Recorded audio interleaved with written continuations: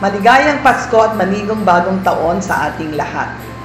Naway ang darating na Kapaskuhan ay magdulot ng pagkakabuklod-buklod at pagkakaisa hindi lamang ng bawat miyembro ng ating buong pamilya, manapay ng buong komunidad ng bayan ng Boa.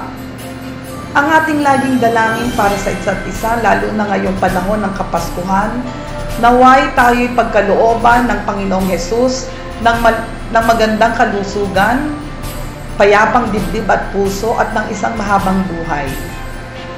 Magsilbi nawang inspirasyon ang kapanganakan ng Poong Hesus upang sama-sama nating makamtan ang isang malusog at mas maliwanag na bukas para sa ating bayan. Muli po, maligayang Pasko at manigong bagong taon. Excited na ba ang lahat sa Pasko?